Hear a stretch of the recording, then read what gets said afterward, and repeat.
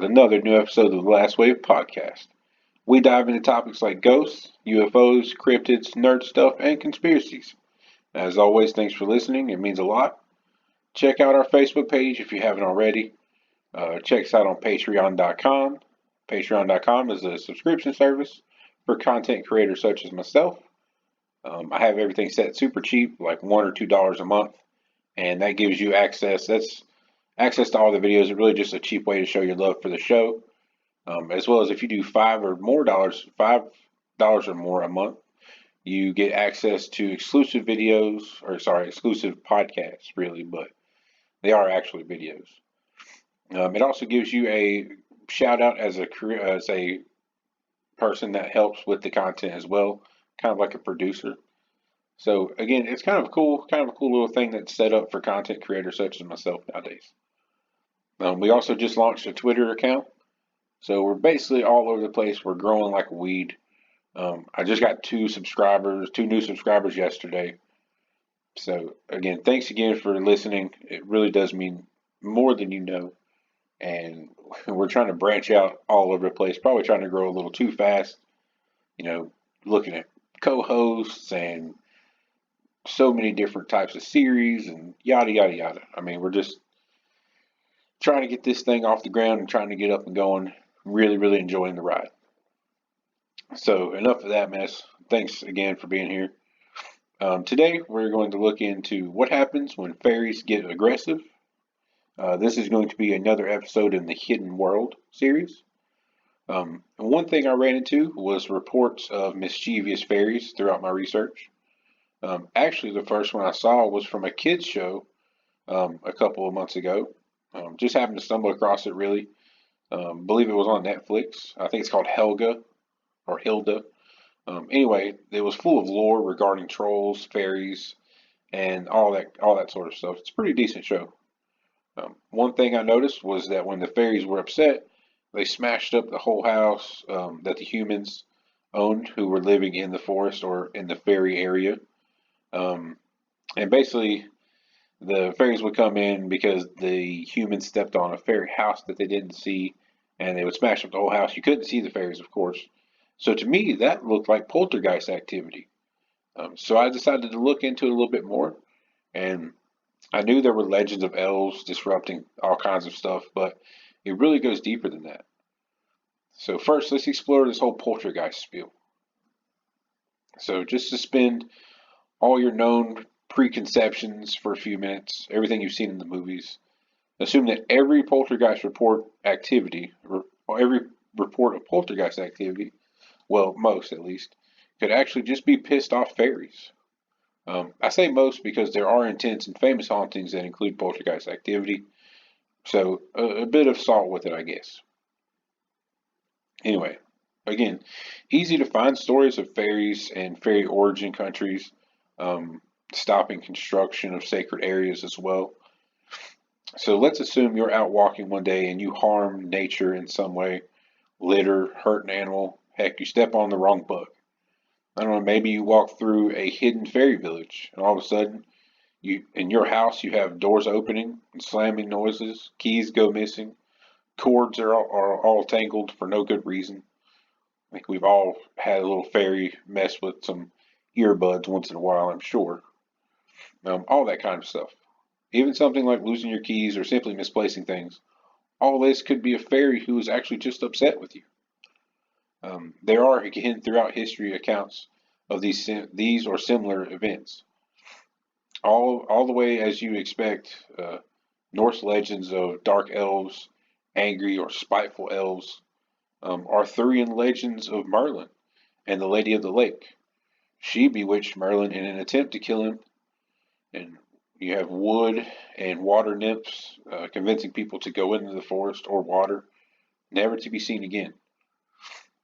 So it's not necessarily who, all this, glitz and glamour and nice, pretty little beings. I mean, a lot of these, general, I guess, fae is what we'll call them. That's the general term for the broad scope of all these entities. So, excuse me. So all of these, entities, they're not all happiness all the time. I found a great little story about a man in 1938 who got drunk and accidentally cut down a well-known fairy tree. The next morning, he woke up and his head was on backwards. So, you know, take with that what you will. The stories don't end and still persist today. As recently as 2016, I found a story of a policeman called to a home reporting poltergeist activity in Scotland. The homeowners blamed the fairies. All the way back in 1907, an outbreak of poltergeist-like activity was reported in a farmhouse. The very first night, there were sounds, chairs moving. The homeowner was injured. Fairies were to blame because the man apparently swept out his chimney with a holly branch. Everyone knows apparently a holly tree is a fairy tree. So make sure you keep an eye out for that next time you're out in the woods, and be careful what you bring home. Another gruesome little legend that I honestly see more as a reflection of the monstrous nature of humans than actual fairies are what's called changelings. Now, this is a fairly well known part of the negative fairy or fae folklore. A changeling is a fairy baby, old dying fairy, or even sometimes a block of wood. The fairies would exchange human babies in for these replacements for various reasons. They would use magic, which is called glamour, um, to fool the human parents into believing their replacement is their baby. Basically, it covers up, creates an image that you see. It fools the mind. Think if you've seen the movie Hook with Robin Williams, the Peter Pan movie, when the Lost Boys are eating this big feast and they're seeing all these wonderful foods, but it's not actually that.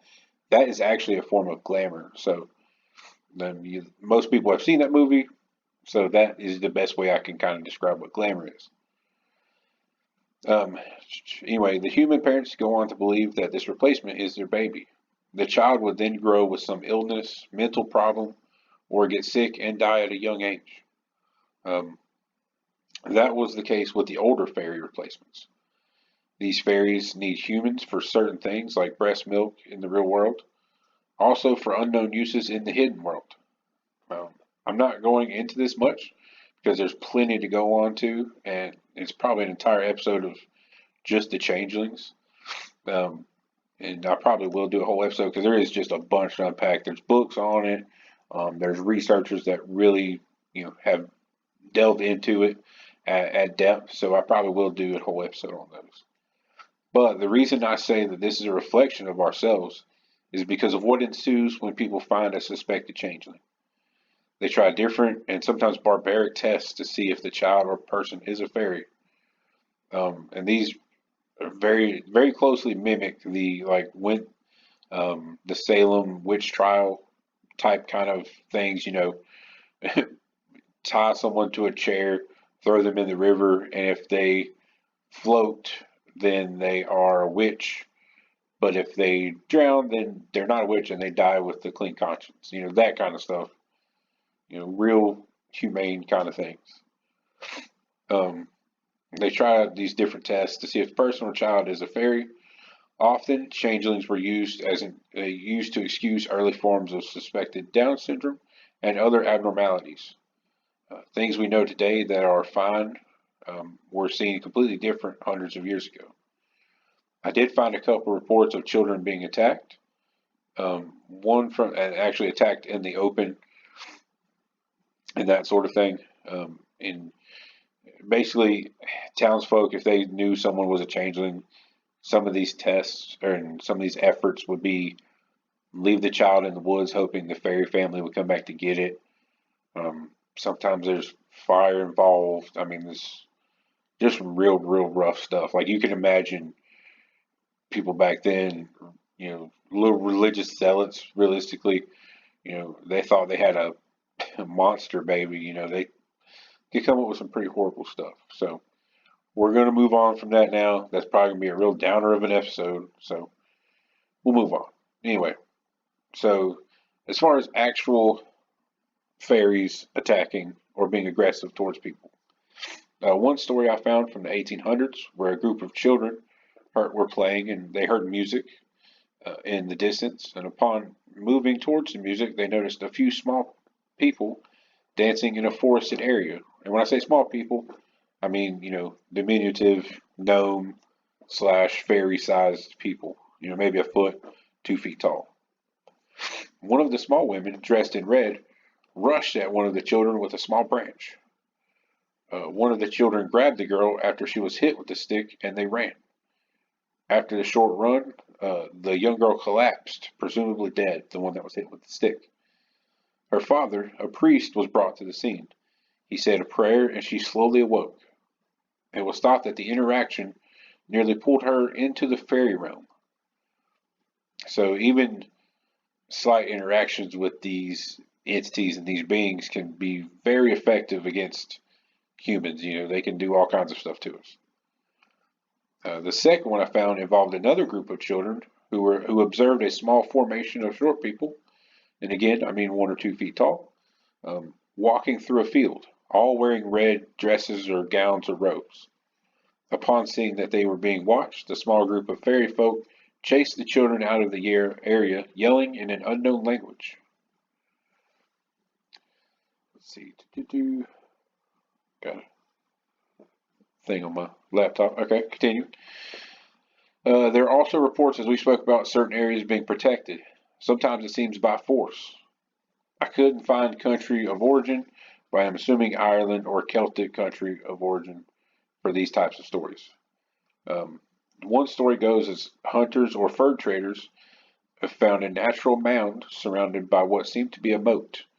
Upon resting for the evening and maybe having a few drinks, the men reported seeing, quote, the entire fleet of them coming up from the mound to attack and chase the men away. The men said they ran until they were sober and escaped just in time. And I guess by entire fleet of them, they meant just a whole group of fairy folk coming to chase them away. So those are just a few of the stories I found regarding actual attacks by fairies and some more of the negative, impacts fairies and fae folk can have. Just another way to show you that the hidden world is really unexplainable, and just maybe we should keep our forests clean and respect the fairies and their land. I still think every time I lose something, what did I do now to piss them off? If you have ever not seen or been able to find something, only to turn around and the item be right there in front of you, yeah, that's probably the fairies.